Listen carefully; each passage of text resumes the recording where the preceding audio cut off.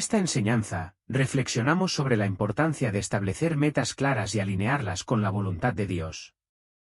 Como líderes, debemos recordar que nuestros objetivos no solo deben beneficiarnos a nosotros, sino también glorificar a Dios en todo momento. Subrayo los peligros de fijar metas que no estén en sintonía con su propósito y cómo eso puede alejarnos de una vida significativa. Además, destaco la importancia de la comunicación efectiva, el servicio desinteresado y la oración constante para alcanzar nuestras metas de manera que honren a nuestro Señor. También es fundamental invertir en la formación de nuevos líderes, compartiendo nuestros valores y legado con la próxima generación. Este mensaje es un recordatorio de que nuestra misión principal es vivir para la gloria de Dios y ayudar a otros a hacer lo mismo. Confío en que, con esfuerzo y dependencia de Él, podemos alcanzar nuestras metas de una manera que refleje su grandeza y su propósito en nuestras vidas. Pastor Miguel Núñez, su enseñanza sobre liderazgo y metas fue profundamente inspiradora. La manera en que conecta nuestros objetivos personales con la voluntad de Dios me ayudó a reflexionar sobre cómo vivir para su gloria. Gracias por guiarnos con sabiduría práctica y por recordarnos la importancia de formar a la próxima generación. Que Dios siga bendiciendo su ministerio y su capacidad de impactar tantas vidas con sus mensajes. En primer lugar, acerca del líder en relación con sus metas. Y una de las razones por las que quisiéramos hacer eso es porque, lamentablemente, mucha gente vive de una de dos maneras.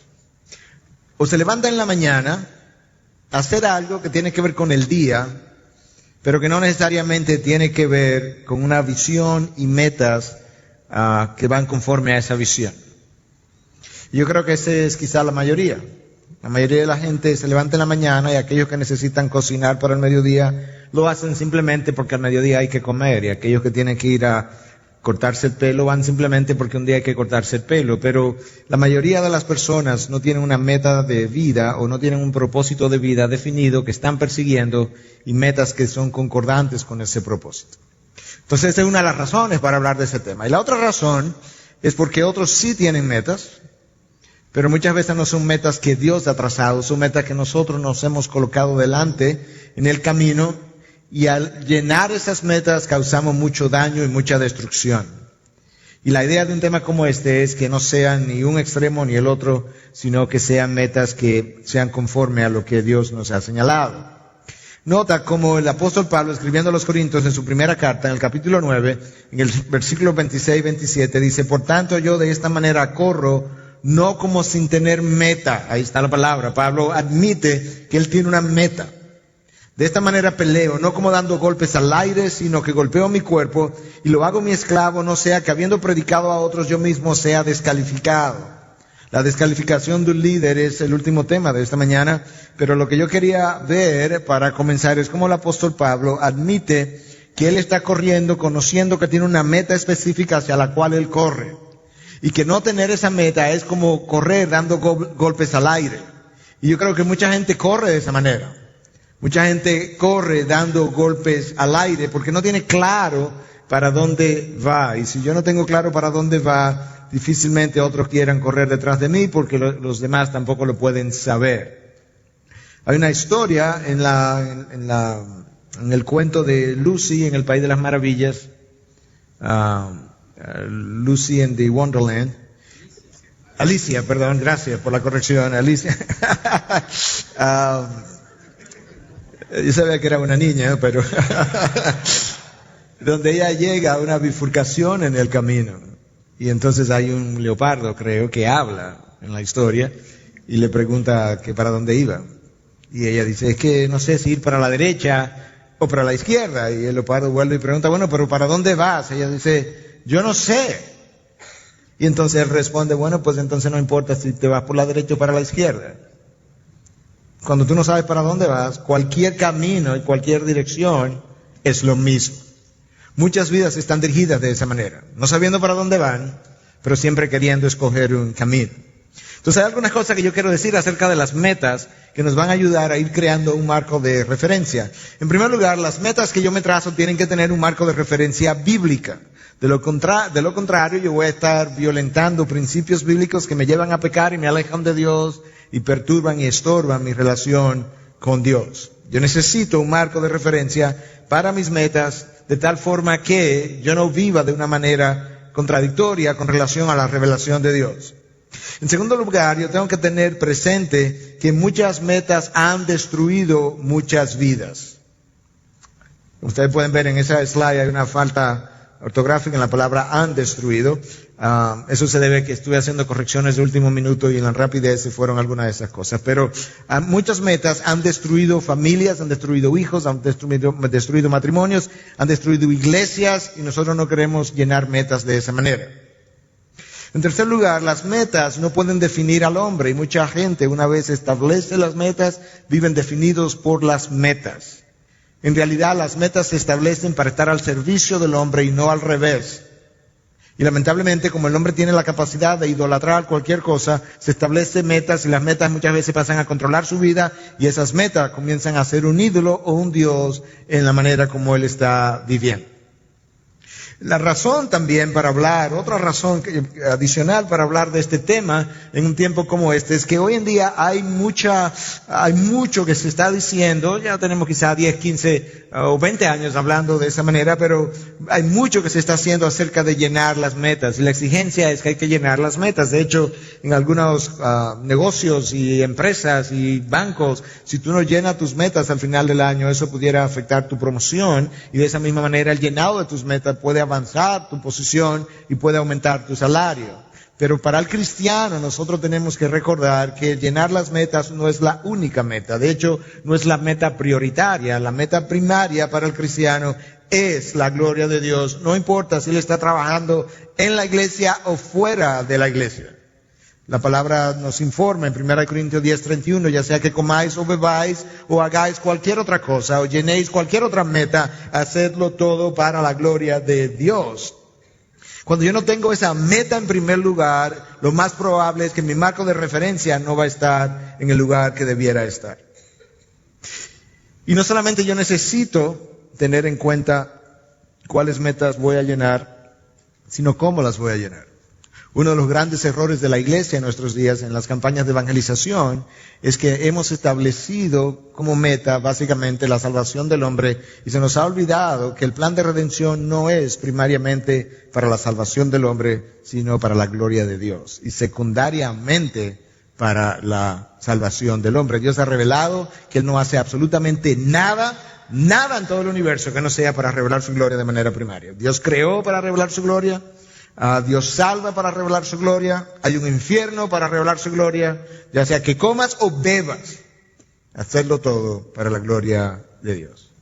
Ahora, la razón por la que al líder frecuentemente le encanta llenar sus metas es porque nos da un sentido de satisfacción, nos da un sentido de aprobación, nos hace lucir bien. Pero en realidad Dios no está interesado necesariamente en que yo luzca bien, aunque Dios tampoco está interesado en que yo luzca mal. Pero Dios está primariamente interesado en la revelación o en la reflexión de qué manera yo voy a reflejar su gloria, porque de esa forma Dios es mejor conocido y cada vez que Dios es mejor conocido, el hombre es más beneficiado. Llenar las metas puede tener grandes problemas incluso. Porque yo puedo llenar metas como hoy en día, y comenzaba a aludir a eso, como hoy en día se ha hecho con la evangelización, y nosotros podemos diluir el evangelio, torcer el evangelio, incluso no presentar el evangelio, conseguir una profesión de fe, haber llenado la meta, no haber glorificado a Dios e incluso no haber salvado ni siquiera al hombre. Recién llegado a Santo Domingo, a un compañero misionero me pidió que si yo podía traducirle a un grupo de jóvenes. Ellos habían traído un equipo de jugar pelota, decimos nosotros, ¿verdad?, de béisbol, para jugar con un equipo dominicano de jóvenes. Y al final se iba a hacer una presentación del evangelio y se iba a hacer una invitación para recibir al Señor. Yo no tenía ni siquiera iglesia en ese momento, yo simplemente estaba recién llegado y yo le dije que sí, que cómo no, yo lo haría. Y entonces fuimos a aquel partido, terminó el partido y este misionero, o mejor dicho, el manager del equipo, le pidió a uno de los peloteros jóvenes que pasara adelante y diera su testimonio. Y esto fue lo que él dijo. Yo nací en una familia cristiana, siempre crecí como un muchacho cristiano, tengo un gran amor por el Señor y yo estoy aquí no solamente para jugar pelotas, sino para compartir el amor de Cristo con ustedes. Punto. Viene el manager. Ahora yo voy a hacer una oración para aquellos de ustedes que quieren recibir al Señor. Y el manager hace la oración, termina y dice, ahora yo voy a pasar una tarjeta. Yo estoy traduciendo esto, yo no lo puedo creer. Yo estoy a punto de parar la traducción, pero como soy recién llegado al país, todavía no me atreví a hacer muchas cosas. Y pasan una tarjeta para que cada cual que haya recibido al Señor marcara en la tarjeta su conversión. Y ellos traen esa tarjeta a Estados Unidos y dicen que fueron, jugaron pelota y que 15 o 18 o 13 de los jóvenes recibieron al Señor. ¿Usted piensa que eso ocurrió? Ellos llenaron una meta. Ellos jugaron pelota, ellos llenaron tarjetas, alguien dio supuestamente un testimonio que no sé cuál fue. Y evangelizamos a un grupo. Dios está tan interesado en la meta como en la manera como yo lleno la meta. Y aquello que no procure su gloria en el proceso no es algo que Él va a aprobar. Y de ahí mi interés en este tema. Nosotros podemos llenar nuestras metas y estar fuera de la voluntad de Dios, y yo creo que eso es común. Nosotros podemos llenar nuestras metas y destruir a mucha gente. Y nosotros podemos llenar nuestras metas, tener éxito en el reino de los hombres y fracasar en el reino de los cielos. Y yo creo que eso también es muy común. Por tanto, para mí este es un tema prioritario. Y es un problema el llenado de las metas, no solamente allá afuera, sino dentro de las iglesias. Hoy en día la mentalidad dentro de las iglesias es hacer crecer la iglesia lo más rápidamente posible. Eso es bueno, el crecimiento, pero la manera como yo logro eso es tan importante como el crecimiento mismo. Llegar a tener una mega iglesia frecuentemente es otra meta. Más ministerio, más iglesias plantadas. ¿Se sabe que hay muchas iglesias plantadas con muchos desastres familiares durante la plantación? Nadie puede garantizar los resultados, pero cuando tú ves una plantación y otra, y cada otra plantación es un desastre familiar, algo está ocurriendo que no está bien. Y lo que está ocurriendo es que la meta ha pasado a ocupar un lugar prioritario, y como vamos a ver en la segunda sección, las prioridades están completamente trastocadas, y en el llenado de las metas nosotros hemos violentado la palabra de Dios, los principios de la palabra, el marco de referencia bíblico no estaba, y nosotros no podemos darnos ese lujo. Nosotros queremos más gentes. Claro, yo quisiera ver más gentes creciendo, pero yo tengo que, o las iglesias creciendo, quisiera ver más gente dentro de las iglesias, pero yo tengo que recordar que la muchedumbre no impresiona a Dios. Dios nunca se ha sentido impresionado por las muchedumbres. De hecho, cuando tú lees el Evangelio, continuamente tú encuentras la alusión a una multitud. En el Evangelio de Marcos solamente la palabra multitud o multitudes aparece 40 veces. Donde quiera que Cristo iba había una multitud. Pero el texto también nos recuerda que Cristo no se confiaba de las multitudes porque conocía su corazón, y por tanto eso nos ayuda a entender que las multitudes tampoco han impresionado a Dios. 2 millones se fueron al desierto, y de aquellos que tenían más de 20 años de edad, ninguno llegó a cruzar el Jordán, precisamente porque el meollo del asunto no está en la aglomeración de grandes números, sino en la condición del corazón. Y es la condición del corazón que determina mis metas y cómo yo las voy a llenar. Muchas veces nosotros entendemos que números, crecimiento, implica éxito. Y vemos una iglesia grande o vemos una compañía que está creciendo e inmediatamente decimos, no, es un hombre, un pastor, una iglesia muy exitosa. ¿A la luz de? ¿A los ojos de quién? Pudiera ser muy, muy exitosa, pero yo no lo puedo concluir ni por el tamaño ni por el número. Si lo fuéramos a hacer así, entonces la iglesia más exitosa de Estados Unidos es la de Joel Osteen. Y si usted escucha los mensajes de Joel Osteen, su característica número 1 es la ausencia del Evangelio. La realidad es que, desde el punto de vista del reino de los cielos, la única marca del éxito es vidas cambiadas. Eso es tanto así que nosotros adoptamos eso como un valor en nuestra iglesia. Y decimos, la iglesia nos ha ido creciendo de una forma increíble. Dios la ha hecho crecer. Pero les recordamos a los miembros continuamente, nada de esto que está pasando es necesariamente algo que está impresionando a Dios. Lo único que va a impresionar a Dios es si las vidas que están llegando eventualmente son cambiadas y transformadas a la imagen de Cristo y en la dirección de nuestro Dios. Y esa es una revisión que yo tengo que hacer continuamente de los grupos de nuestra iglesia. Nosotros tenemos que hacer como pastores de la iglesia. Hasta dónde este grupo está cambiando matrimonios, está cambiando jóvenes, está cambiando líderes, está cambiando personas. Si eso no está ocurriendo, ese grupo tiene que ser modificado, cambiado o eliminado. Porque lo estamos haciendo nosotros, pero no el Espíritu de Dios. Donde el Espíritu de Dios está y se está moviendo, hay un cambio que ocurre en las personas que están siendo ministradas por ese Espíritu. Esta es una buena cita de Henry Blackaby en su libro Liderazgo Espiritual. Lamentablemente este libro no está en español, pero si usted lee inglés, en mi opinión, ese es el mejor libro de liderazgo espiritual que yo haya leído. Las iglesias frecuentemente usan los métodos del mundo para atraer una muchedumbre. Una gran producción hecha con excelencia, usando equipo de sonido de alta tecnología, luces profesionales, folletos llamativos y liderazgo carismático puede atraer a la muchedumbre, pero no construirá una iglesia. Ahora yo quiero hacer una observación con relación a eso. Nosotros creemos en la excelencia. Nosotros tenemos equipo de sonido de alta tecnología. Nosotros tenemos luces profesionales. Nosotros tenemos folletos llamativos.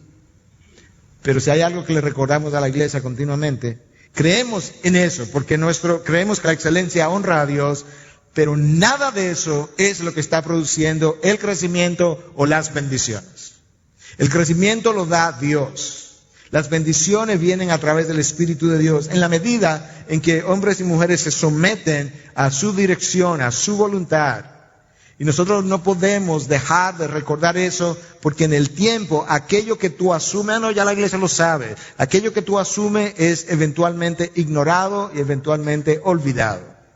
Por eso la necesidad de los recordatorios continuos, de aquellas cosas que son tus valores no negociables, de aquellas cosas que tú no estás dispuesto a comprometer, de aquellas cosas que tú las estás usando, pero que tú reconoces que el crédito no puede ir a ellas, sino a Dios.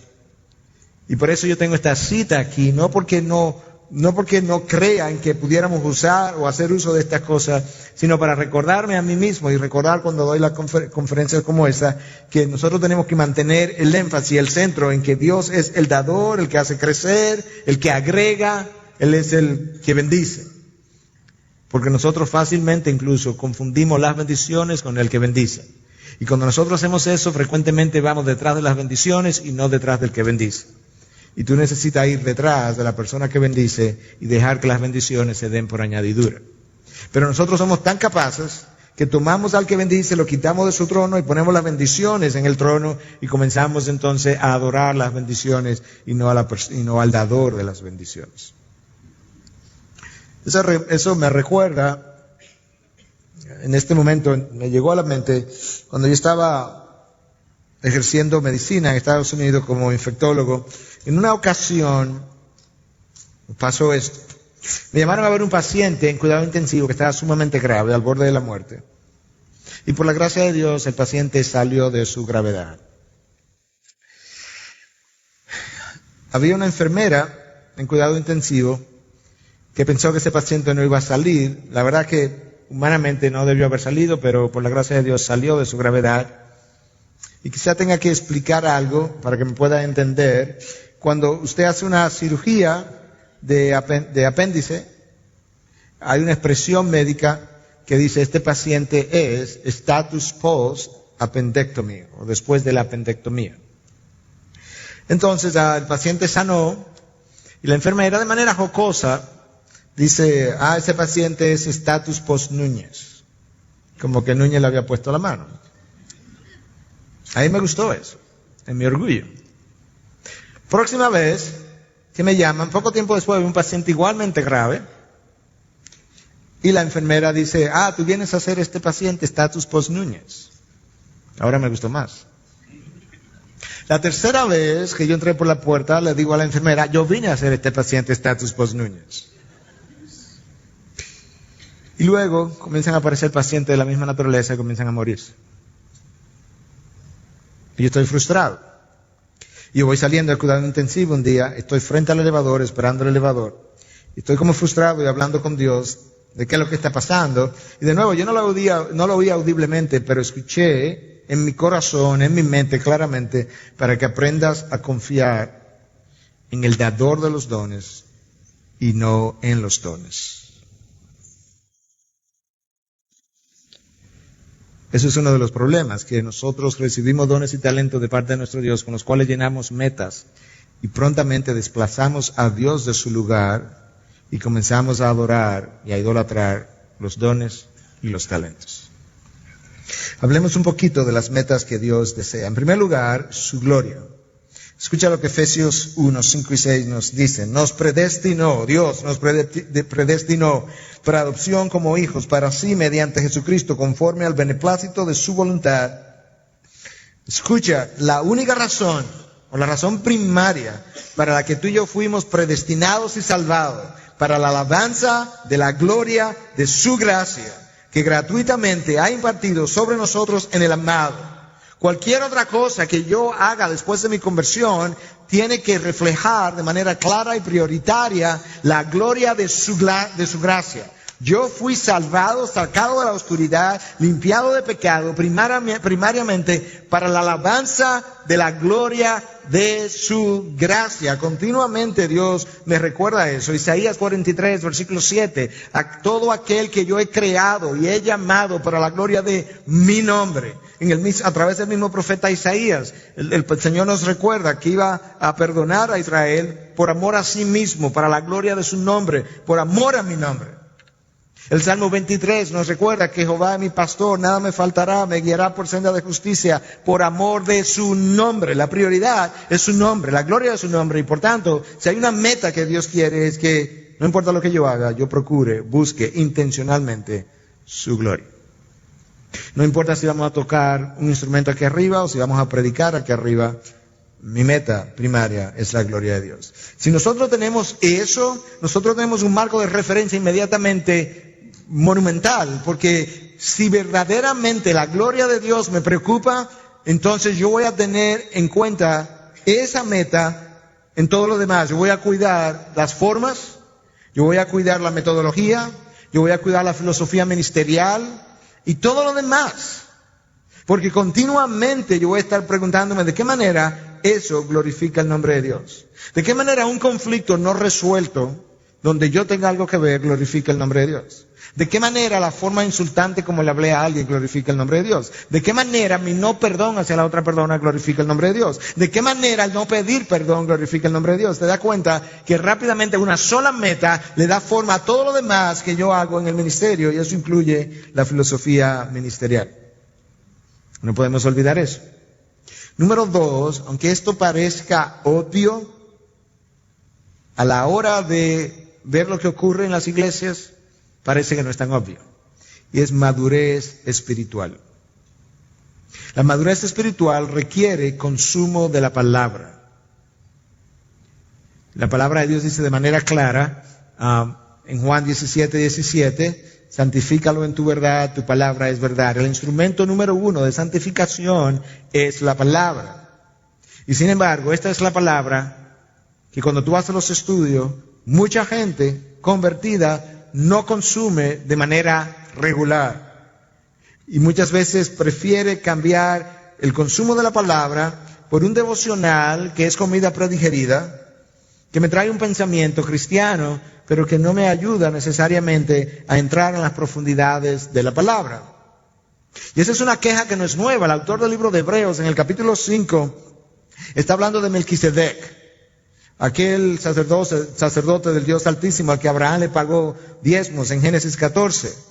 Y el autor de Hebreos dice, acerca de este Melquisedec yo tengo muchas otras cosas que deciros, pero no podéis entenderla, no puedo, porque ustedes ahora no están en capacidad de hacer eso.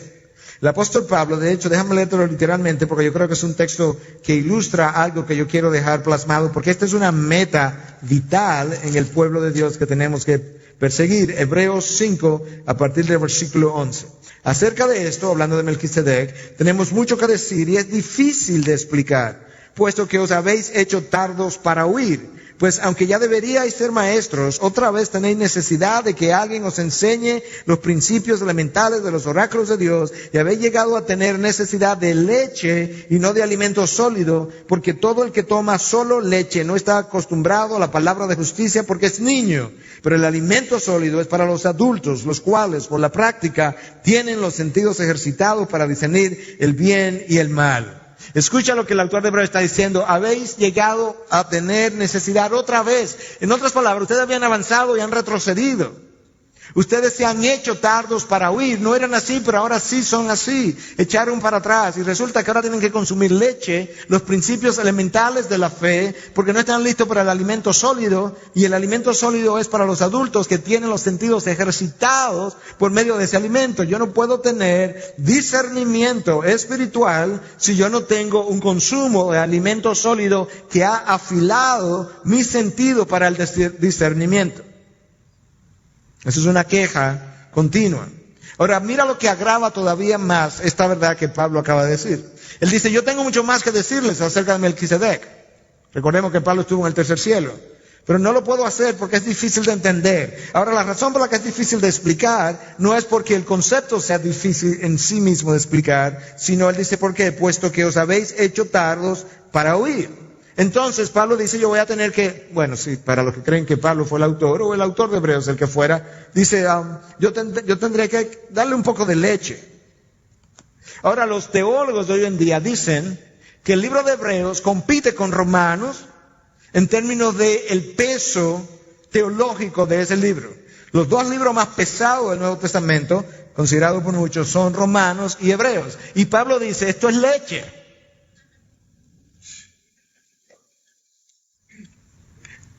Porque no podemos entender más de ahí. ¿Te das cuenta de la necesidad de hacer del discernimiento y la madurez espiritual una meta intencional? Dios busca una relación con su pueblo. Dios sacó al pueblo judío al desierto primariamente para tener un lugar donde relacionarse con ellos fuera del paganismo de Egipto. Para tener una relación. En esa relación Dios quiere cultivar la madurez espiritual en nosotros. ¿Tú has leído o tú recuerdas lo que Dios le dice al pueblo judío en Deuteronomio 8? Dice, yo te saqué al desierto para humillarte, para probarte, para ver lo que había en tu corazón y para que aprendas que no solo de pan vive el hombre, sino de toda palabra que sale de la boca de Dios. Pero antes de decir eso, el texto dice, para probarte, para humillarte, para ver lo que había en tu corazón, y te dejé pasar hambre. Dios está diciendo, como no consumía mi palabra, como no la aquilataba, yo te dejé pasar hambre física para que aprendieras la necesidad de tener hambre espiritual y que entonces pudieras llegar a la conclusión de que no solamente de pan vive el hombre, sino de toda palabra que sale de la boca de Dios. Si nosotros tuviéramos la misma preocupación y el mismo afán por el pan espiritual que tenemos por el pan físico que nos comemos 3, 4 y 5 veces al día, yo creo que nuestro desarrollo espiritual fuera otro. Y de eso es que Dios nos está hablando.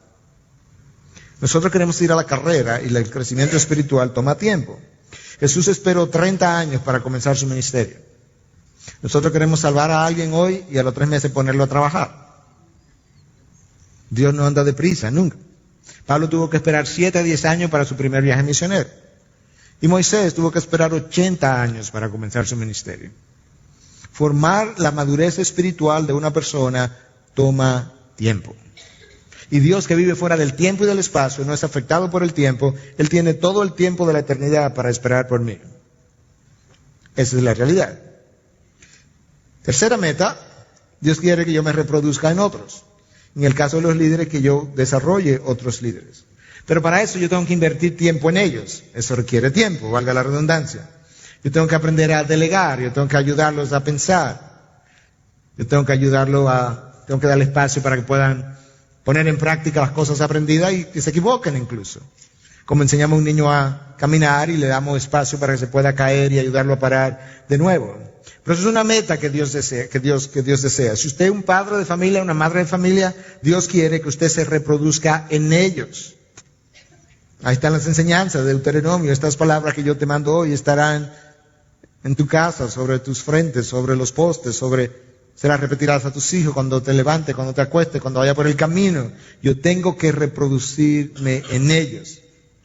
Cuando nosotros no tenemos esas prioridades en orden, como vamos a ver en la próxima charla, entonces los desastres ocurren. Estas cosas parecen obvias, pero cuando tú miras la realidad te das cuenta que no son tan obvias, y si lo fueron se olvidaron. Y de ahí entonces que estamos tratando de retomar algunas cosas relacionadas a metas que yo necesito formar.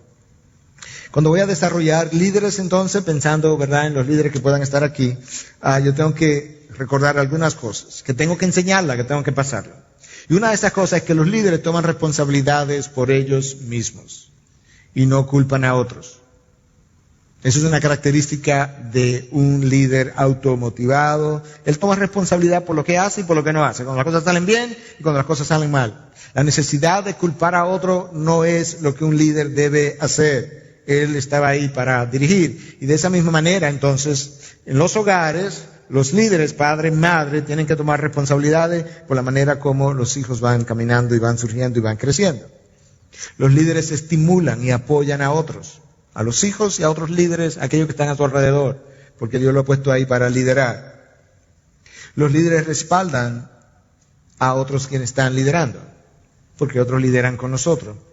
Y los líderes necesitan reconocer el mérito de otros, de manera que el otro se pueda sentir estimulado a seguir liderando, a seguir apoyando la tarea o la misión cuando que tú estás tratando de desarrollar. Conceptos básicos, pero que olvidamos continuamente. Yo tengo que repetirme esto. Yo tengo que repetirme en conferencias como esta y recordar, sabes que esto es algo que tú tienes un tiempo que no lo estás haciendo tan bien, tú has estado fallando aquí, tú tienes que retomar eso. Ahora, cuando nosotros no hacemos esto, cuando nosotros no formamos otros líderes, cuando no formamos la próxima generación, eso trae consecuencias. Mira este texto de 1 Samuel 8. Voy a leer el versículo 1 y luego del 1 al 6. Y aconteció que cuando Samuel ya era viejo, puso a sus hijos como jueces sobre Israel. De 3 al 6, perdón. Pero sus hijos no anduvieron por los caminos de él, sino que se desviaron tras ganancias deshonestas. Aceptaron sobornos y pervirtieron el derecho. Entonces se reunieron todos los ancianos de Israel y fueron a Samuel en Ramá y le dijeron, mira, has envejecido y tus hijos no andan en tus caminos. Ahora pues, danos un rey que nos juzgue como todas las naciones. Pero fue desagradable a los ojos de Samuel que le dijeran, danos un rey que nos juzgue. Y Samuel oró al Señor. Samuel, el profeta de Dios, de alguna manera falló en pasar sus valores, su liderazgo a sus hijos, y cuando los hijos de Samuel crecieron y comenzaron a hacer las veces de jueces, resulta que el pueblo no los reconoció porque ellos no anduvieron como él, y le pidieron a Samuel un rey. Dios le da un rey como juicio, pero yo no puedo olvidar que las consecuencias nacionales que Israel sufre es secundaria a un rechazo de los hijos de Samuel que no supieron seguir el liderazgo y el ejemplo de Samuel. Y de ahí entonces la razón para decir que una de las metas principales que líderes tienen, no importa si es en el hogar o en la iglesia, es formar la próxima generación. Y que cuando eso no ocurre, entonces hay consecuencias que en este caso de Samuel tuvo un impacto nacional. Eso para ilustrar qué tan significativo puede ser esto a la hora de no tomar estas metas como algo prioritario. Hay otras metas que debieran formar parte de nuestras prioridades. Yo no tengo el tiempo, estoy observando el reloj, no tengo el tiempo para seguirla enumerando, pero ahí hay 3 que yo debería tener en mente. La primera es la gloria de Dios, la segunda es la madurez espiritual, la tercera es la formación de la próxima generación o de otros líderes que van a ayudarme a formar el liderazgo conmigo. Pero para poder mantenerme dentro del tiempo, ¿verdad?, que se me ha dado, yo quisiera hablar ahora un poquito de cuáles requisitos yo necesito, qué condiciones, qué ingredientes yo necesito para llevar a cabo esas metas. Y de nuevo, cuando usted vea esta lista, yo creo que va a ser más o menos obvio lo que necesitamos. Y sin embargo, cuando tú miras la práctica, es otra cosa. En primer lugar, yo necesito oración. En segundo lugar, yo necesito un trabajo sacrificado. En tercer lugar, yo necesito una buena comunicación. Cuarto lugar, yo necesito una actitud de servicio o un yes face. Y yo voy a hablar un poquito de eso acerca del Yes Face. Comencemos con la oración. Los estudios han revelado que el tiempo promedio que el pastor, me excusan que me sigo refiriendo a Estados Unidos, pero es simplemente por los estudios que ellos hacen, que el pastor norteamericano ora en promedio 3 minutos al día. Parecería obvio que la oración es un requisito primario para llenar las metas, pero en la práctica eso que parece obvio no está ocurriendo. ¿Cuál es la razón por la que nosotros oramos tan poco? Bueno, hay múltiples, pero una de ellas es que nosotros preferimos hacer antes que orar.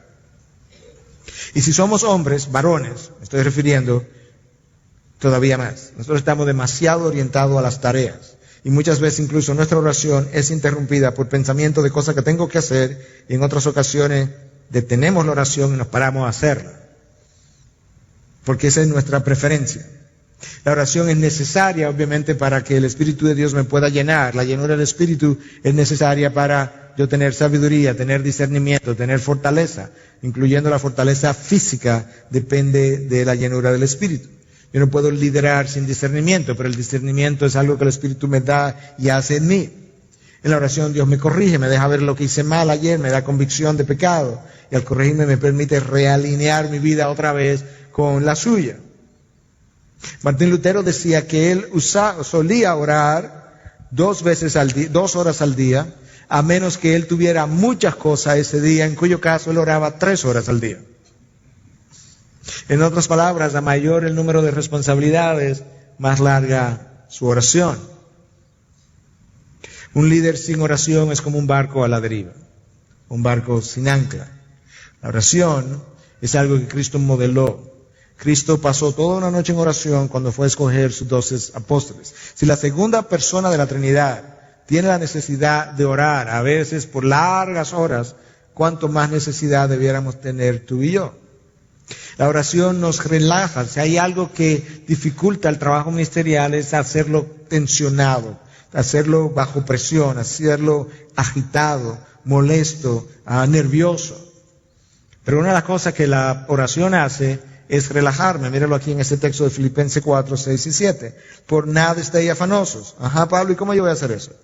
Antes bien, en todo, mediante oración y súplica, con acción de gracias, sean dadas a conocer vuestras peticiones delante de Dios. Y el resultado, Pablo, de eso, ¿cuál va a ser? Y la paz de Dios, que sobrepasa todo entendimiento, guardará vuestros corazones y vuestras mentes en Cristo Jesús. Pablo me está diciendo, y sobre todo para esta generación que vive tan agitada, tan deprisa, que yo necesito orar y presentar mis oraciones y súplicas con acción de gracia, con actitud de agradecimiento. Y el resultado de esas 2 cosas, mi agradecimiento a Dios y mi oración y dependencia de Dios, tendrá como resultado la paz que transciende todo entendimiento. Mi ausencia de paz durante el día, durante mi trabajo, muchas veces es una reflexión o de mi ingratitud o de mi falta de oración. Si Filipenses 4, 6, 7 son ciertos. La oración va a determinar la eficiencia del líder. Hay mucho tiempo perdido porque yo no hablé con Dios sobre eso primero e inicié cosas que Dios no me había enviado a iniciar. Cuando tú empleas tiempo en tener encuentro con Dios, los demás lo notan. Usted me dice, ¿cómo lo notan? Yo no sé, pero ellos notan la diferencia. Porque hay un efecto en su vida. Hay algo que ocurre. A veces la paz con la que usted vive. A veces la mansedumbre que Dios ha desarrollado en usted.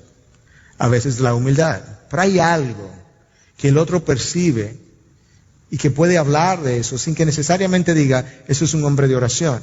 Pero eso que está viendo y a lo que se está refiriendo muchas veces solamente es el efecto de un hombre que consume la palabra y pasa tiempo con Dios. Pasar tiempo con Dios y tener un devocional no son la misma cosa. A veces nosotros pasamos tiempo con un libro o pasamos tiempo en la habitación. Pero si yo pudiera ilustrarlo, a veces nosotros hablamos con Dios, le presentamos una serie de cosas a Dios.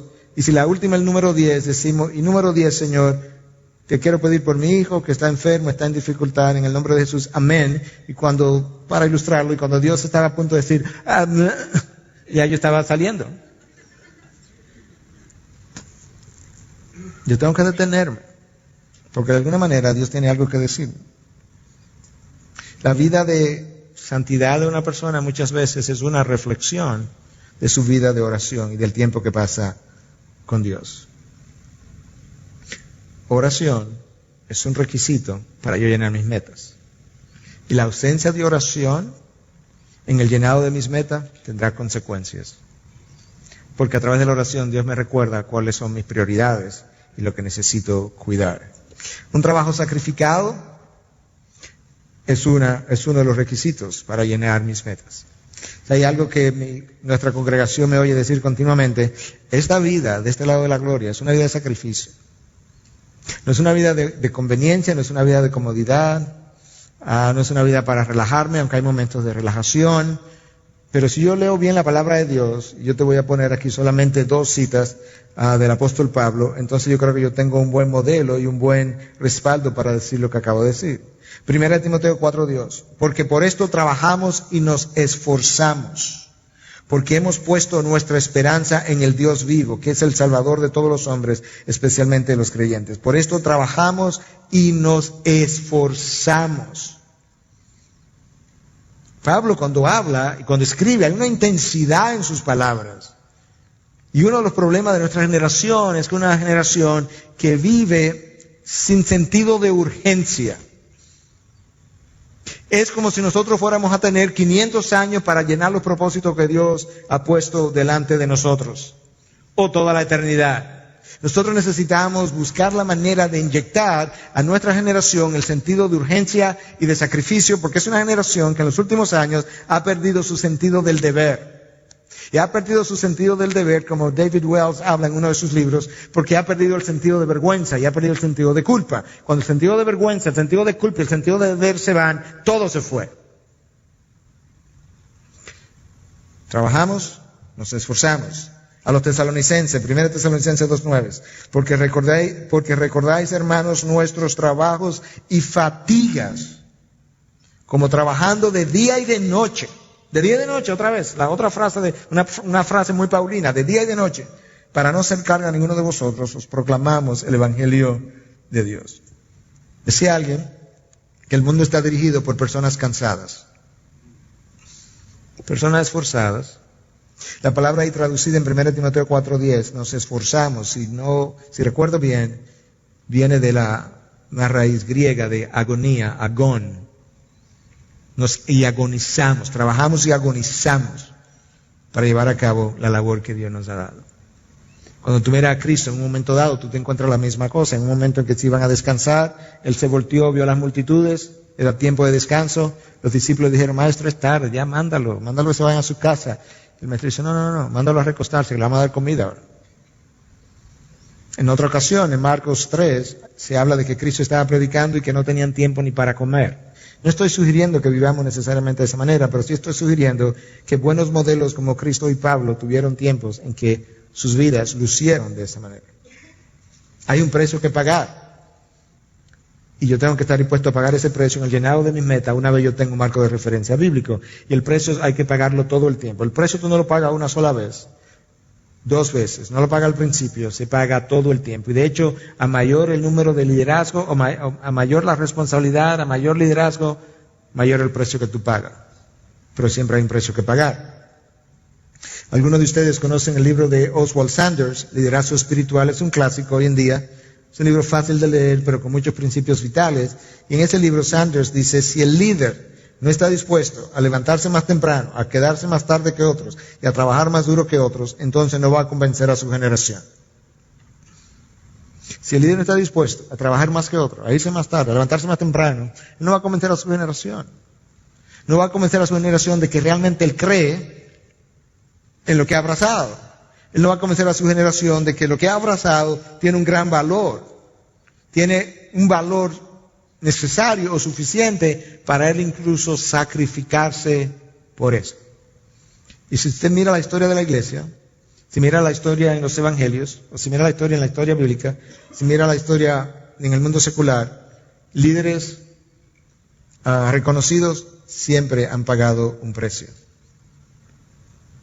para alcanzar lo que han alcanzado, a veces con sus vidas.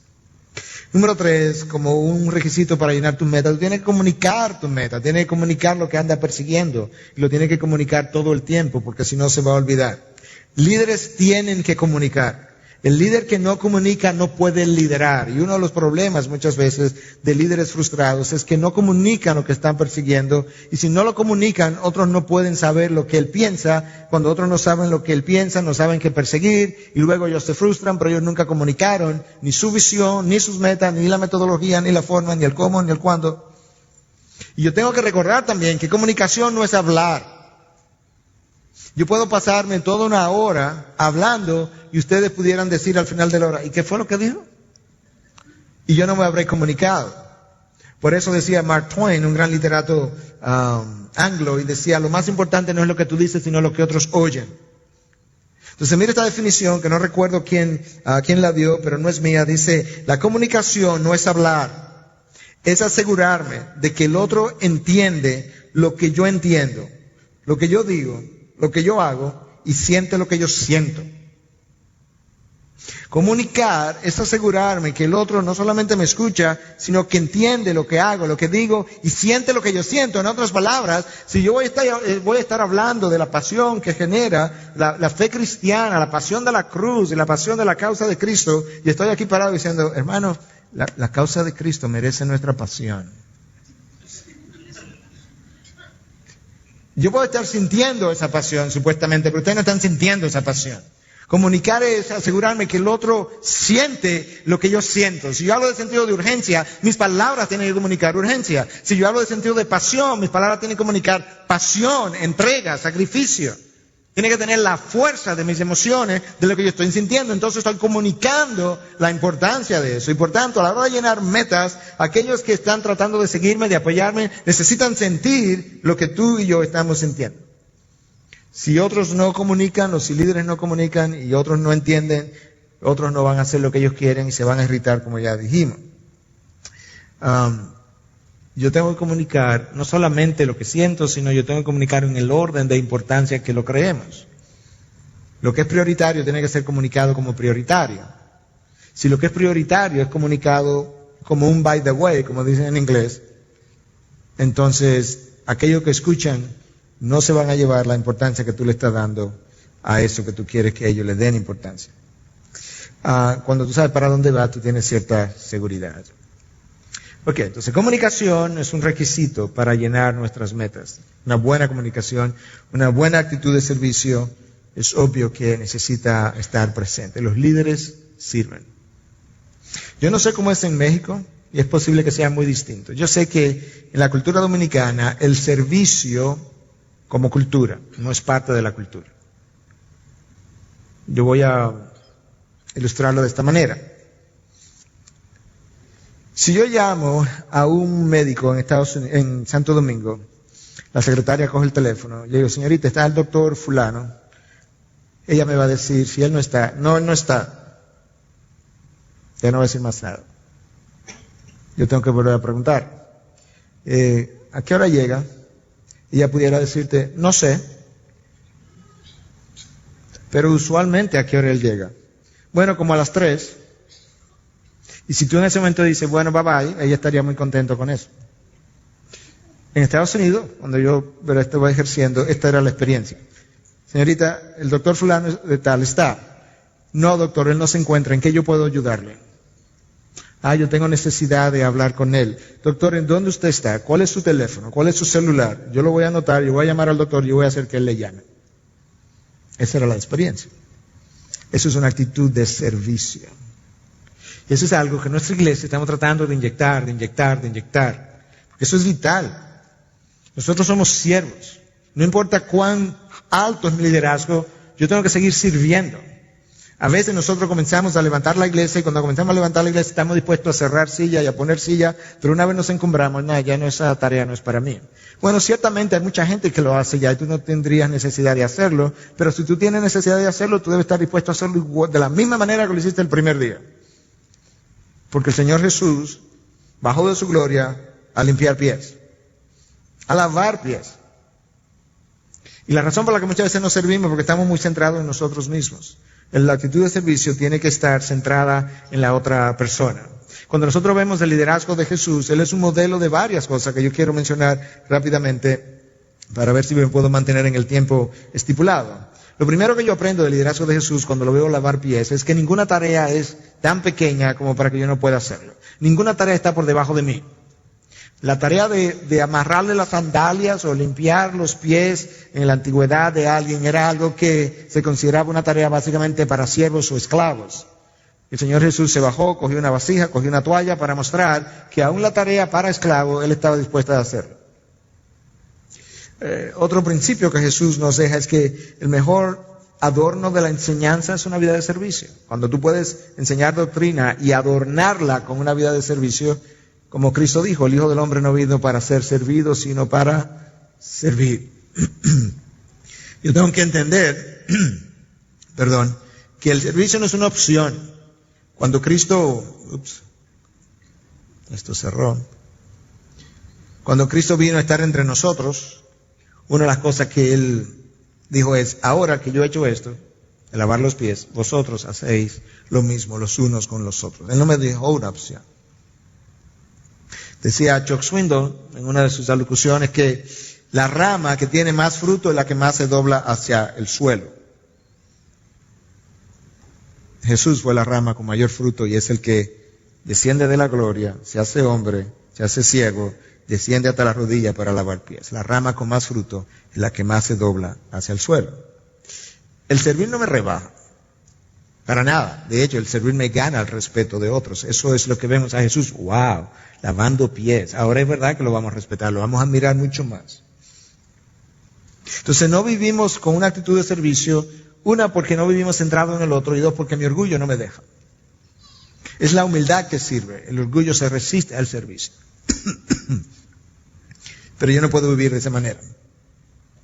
Nosotros tenemos que recordar que cuando yo le sirvo al hombre, le sirvo a Dios. Todo el mundo estaría dispuesto a lavarle los pies a Jesús. ¿Te imaginas que Jesús se sienta aquí ahora entre nosotros y aparezca una vasija y una toalla y que Jesús diga, ¿quién estaría dispuesto a lavarme mis pies? Todo el mundo diría, yo primero. Pero luego, cuando otro de nosotros se sienta al lado y esa persona pregunte, ¿quién está dispuesto a lavarme los pies? Lo más probable es que digamos, Jesús está al lado tuyo, dile a él. Él lavó lo de los discípulos. Nosotros nos encanta servirle a Dios, pero Dios no está aquí abajo, chocar. Nosotros le servimos a Dios sirviéndole al hombre. Colosenses 3:23. Y todo lo que hagáis, hacedlo de corazón como para el Señor y no para los hombres. Todo lo que hagáis, hacedlo como para el Señor y no para los hombres. No importa si es lavar pies o hacer cualquier otra cosa o predique o demás. Déjame avanzar un poquito para ir concluyendo. Cuando yo hablo de un yes face, es para recordarme de una historia real, años atrás, quizá más de 100 años en los Estados Unidos. En una ocasión, en una área de campo, había un grupo de hombres montados a caballos que iban a cruzar un río que estaba crecido. Y había un hombre que necesitaba pasar al otro lado y no tenía caballo.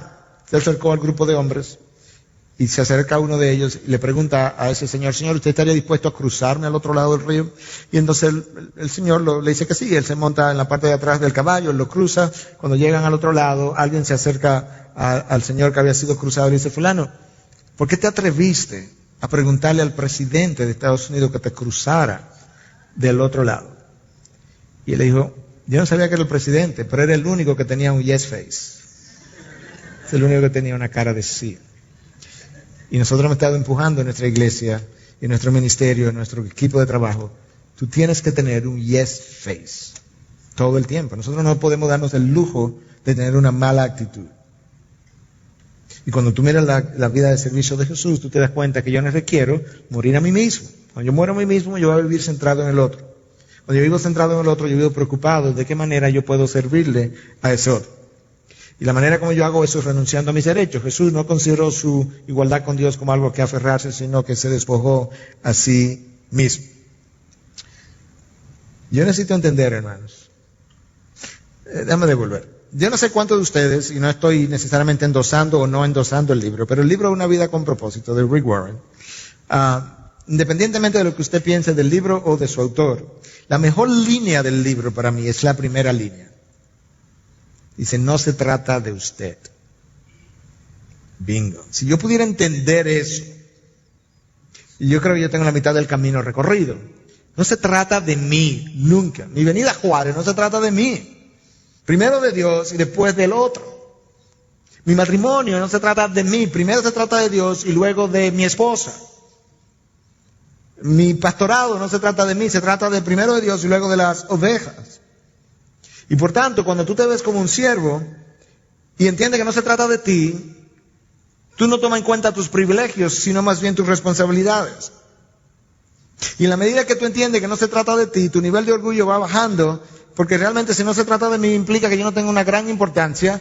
Dios cultiva la humildad bajo ese entendimiento. Realmente la humildad es la que sirve, no es el orgullo. Y eso me ayuda porque la humildad usualmente no se ofende. Es el orgullo que se ofende. Y una de las razones como yo descubrí en mi vida que yo era una persona altamente orgullosa en mis años, cuando tenía 20, en mis 20, es porque tú me soplabas y yo me ofendía. Y yo descubrí la razón posteriormente. Pero cuando tú aprendes que no se trata de ti, se trata de Dios, entonces tú llegas a la conclusión que lo más importante no es lo que a mí me pasa, sino lo que pasa en mí. Lo más importante no es lo que a mí me pasa, sino lo que pasa en mí, que Dios permitió, usó, trabajó a través de lo que pasó alrededor de mí. Eso es lo más importante. Con esto concluyo. Lo voy a leer porque es un resumen de todo lo que expuse. Lo voy a leer sin comentario y así puedo mantener el tiempo de una mejor manera. Son 10 bullets que resumen prácticamente todo lo que yo dije de alguna u otra manera. Número 1, la actividad más importante del líder es la oración. Número 2, sin la intervención del Espíritu Santo podemos ser líderes pero no espirituales. Número 3, ocasionalmente lo único que el líder puede hacer es retirarse, orar y esperar que Dios trabaje. Número 4, ser líder no significa que ya llegamos y que ya no tenemos que trabajar duro. Número 5, el líder debe preguntarse, si la gente trabajara al paso que yo trabajo, ¿mejoraría o empeoraría la situación? Número 6, la posición de liderazgo no provee inmunidad para el sacrificio, sino oportunidades para mayores esfuerzos. Número 7, la razón por la que no hay más hombres y mujeres con liderazgo espiritual es porque no están dispuestos a pagar el precio. Número 8, la gente trabaja mejor cuando saben que sus líderes se interesan por ellos. Número 9, un líder pesimista es una contradicción. Y número 10, los líderes son el alma de la congregación. Los líderes son el alma de la congregación.